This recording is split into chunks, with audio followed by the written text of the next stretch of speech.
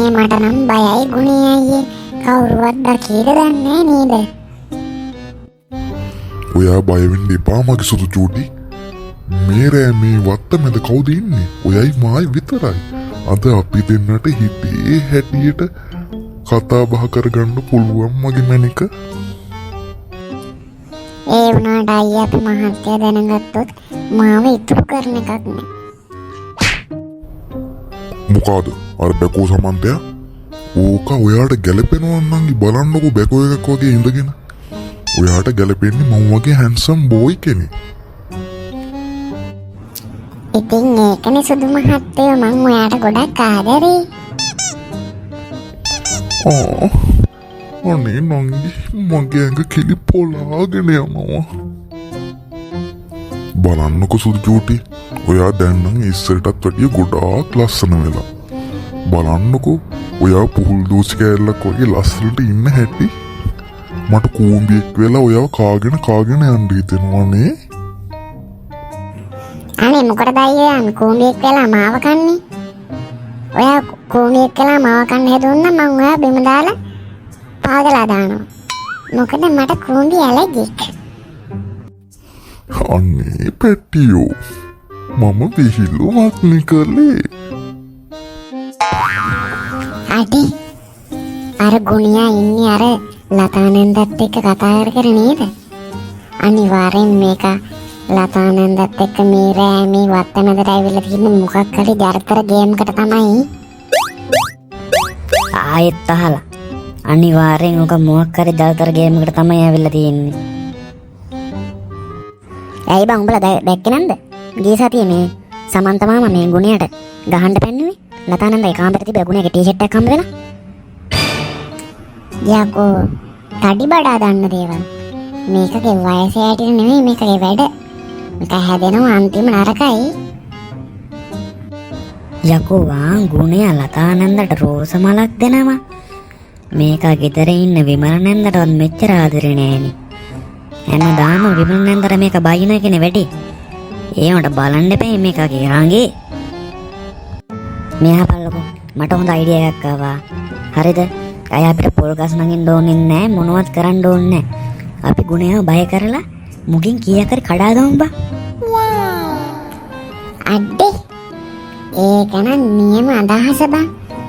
අපි විමල නැන්දට මේක ලතානන්දත් එක්ක ඉන්නවා දැක්ක කියලා කියනවා කියලා බය කරලා මේකෙන් කීයක් හරි කඩා ගමු. අඩේ ආ ගුණියා මේ පැත්තට එනවා බං. අපි මොකද කරන්නේ දැන්? හා කෑ ගහන දෙයට පල්ලා. එකෙක්වත් කට අරින්නේ නෑ. මං විතරයි මෙතන ඉඳලා කතා කරන්නේ. හරිද? මං දෙන්නම් ගුණයට හොඳ ගේන්න. උඹලා මොනවද යකෝ මේ මගේ පොල්වත්ත මැද මේ මහරක් කරන්නේ? ගුණේ අංකල් අපි මේ අපේ හඳය නැති වෙලා හවස ඉඳන් හොයාගෙන එන ගම. තාමත් එව්වා හම්බුනේ නෑ.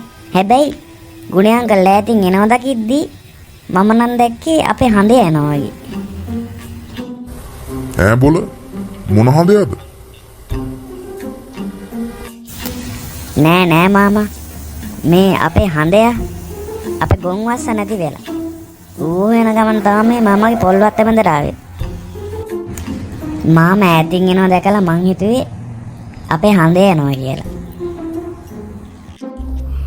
යකෝ තොට දැන් මාව පේන්නේ ගොන්වස්සෙක් වගේද? වගේ නෙවෙයිනේ මාමා. කොහොමත් එහෙමනේ. මොකක්ද යකෝ උඹ කිව්වේ? පෝගුණේ අයියේ. මුං ගැන කට ඕනට වැඩි. පුංචිකමටද මුගේ කට? ලතානන්දේ. ගුණේ මාමටත් වැඩිය අපි ඔයා ගැන හොඳට දන්නවා. ඒ හින්දා පොඩ්ඩක් කටවරින් ටිකත් හොඳයි. චික් විතර. ජරා සත්තු. මුංගේ පුංචිකමට නෙමෙයි මුගේ හැදියාව.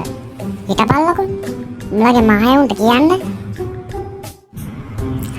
ලතානන්දේ. අපිත් එහෙනම් කියන්නම්කෝ.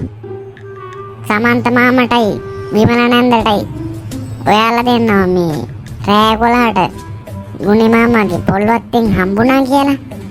දෙන්නත් එක්ක පොල්ලේ ඉඳන් ගම හිටියේ කියන්න. ආහා මේ දැන් උඹලගේ ඔය ගොන්වස්සව හම්බුනේ නැන්ද තාම? නෑනේ මාමේ. හම්බුණා නම් අපි තාම මේ විදිහට හොය ඉන්නේ නෑනේ.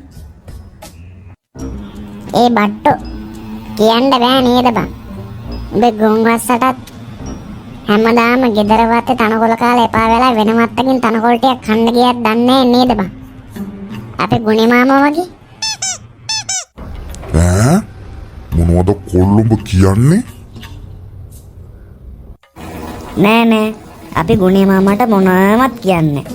අපි යන ගමන් කියාගෙන යන්නම්කෝ මාමේ. විමල නැන්දට ගුණේ මාමයි ලතා නැන්දයි පොල්වත්ත මැන්දින් හම්බුණා කියලා. අනේ කොල්ලෝ ඒක නම් ජීවිතේටවත් කරන්න එපා. අපි විමලට නම් මේ ගැන කෙල බිඳක්වත් හලන්න එපා උඹලා ඈ. හරි අපි ඔව කියන්න යන්නේ. දැන් ඒතකොට ලතා නැන්ද මොකද මේ රෑ 11ට විතර මාමත් එක්ක මේ වත්තමැද කරන්නේ?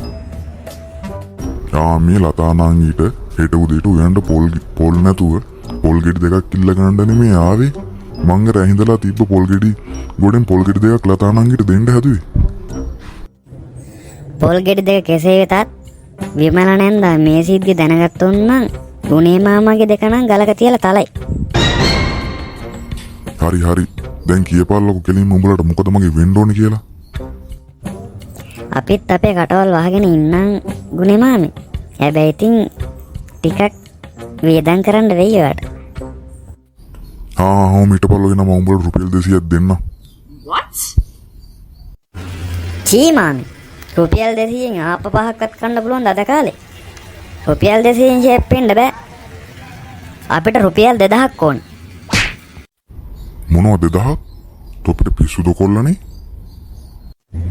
ඔයාලට රුපියල් 2000ක් දෙන්න බෑ නම් මාමේ ඉතින් අපිටත් මේ සිද්ධිය විමල නැන්දට කියන්න යන්න වෙනවා.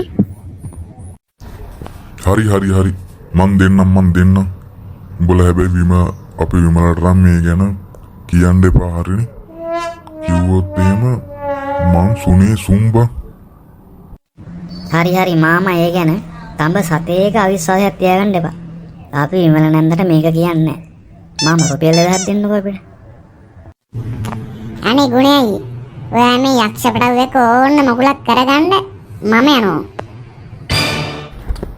අනේ උඹලා නම් මාර වසවර්තියෝ ටිකක් බං.